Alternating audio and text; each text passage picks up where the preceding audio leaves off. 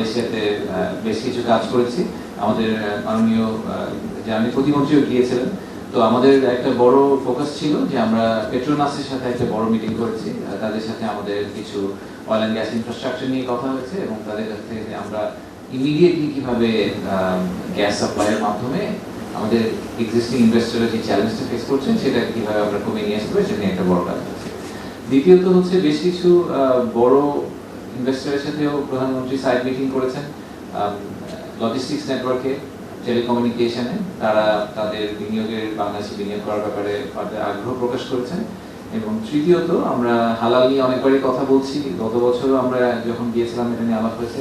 এবার আরেকটু ভালো প্রোগ্রেস হয়েছে। ইনফ্যাক্ট আপনারা হয়তো জানেন নাকি জানি না যে ইসলামী ফাউন্ডেশনকে আমাদের ঠিক ভিজিটের আগে মালয়েশিয়ান সরকার থেকে তাদেরকে অ্যাপ্রুভাল দেওয়া হয়েছে, জ্যাকিমের অ্যাপ্রুভাল দেওয়া হয়েছে, যেটার কারণে তারা এখন সার্টিফাইড এবং তারা এই কারণে ওই হালাল সার্টিফিকেশনটা দিতে পারবে ইসলামী ফাউন্ডেশন থেকে। তো আমরা এবার বেশ কয়েকটা অপারেটরের সাথে আলাপ করেছি যে আমরা কিভাবে একটা হালাল ইন্ডাস্ট্রিয়াল পার্ক করি বা যেভাবেই করি কোনোভাবে আমরা বাংলাদেশি হালাল নেটওয়ার্কের মধ্যে নিয়ে আসতে পারি কিনা।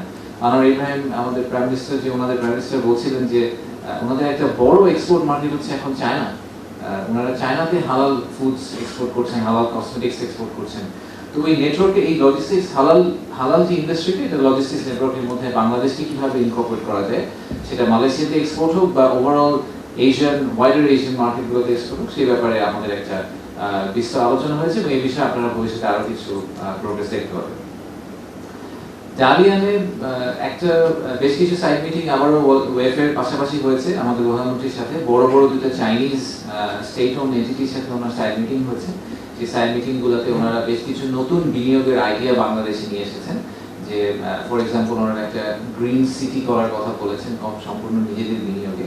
এরকম বেশ কয়েকটা বড় আইডিয়া ওনারা আমাদেরকে শেয়ার করেছেন এবং আমাদের মাননীয় প্রধানমন্ত্রী নির্দেশ দিয়েছেন যে খুব দ্রুততার সাথে কিভাবে আমরা ওনাদেরকে পলিসিগত সাহায্য এবং বাংলাদেশে ল্যান্ড করার জন্য যে যা ধরনের সাহায্য করা দরকার সেগুলো আমরা করতে পারি।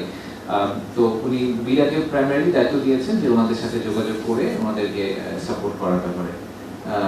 এবং একই সাথে এনারা আমাদের মাননীয় মন্ত্রী বলেছেন যে আমরা চাইনিজ যে ইকোনমিক জোন আনোয়ারাতে সেটার ব্যাপারে এবার চুক্তি স্বাক্ষর করেছি। আমাদের এখানে অ্যাপ্রুভাল ঠিক আগের সপ্তাহে হয়েছে, এই সপ্তাহে আমরা চুক্তিটা স্বাক্ষর করেছি।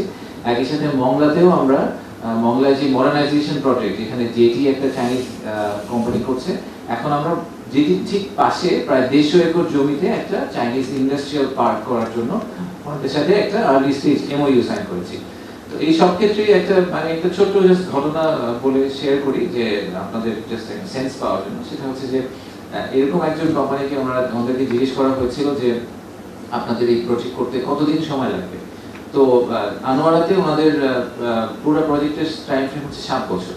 তো প্রধানমন্ত্রী আমাদেরকে চ্যালেঞ্জ দিয়েছেন যে প্রথম 18 মাসের মধ্যে ওনারা কিভাবে প্রথম ফ্যাক্টরিটা ওখানে সেট আপ করতে পারেন। তো সেই চ্যালেঞ্জ ওনারা নিয়েছেন।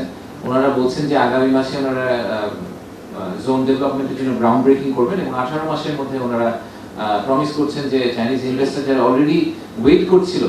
ইনফ্যাক্ট আপনারা হয়তো অনেকে জানেন যে আনোয়ারের জোনটা নিয়ে কথা শুরু হয়েছে 10 বছর আগে। সেই 10 বছরে কোনো প্রোগ্রেস হয়নি, লাস্ট কয়েক মাসে কিন্তু একটা সিগনিফিকেন্ট প্রোগ্রেস হয়েছে।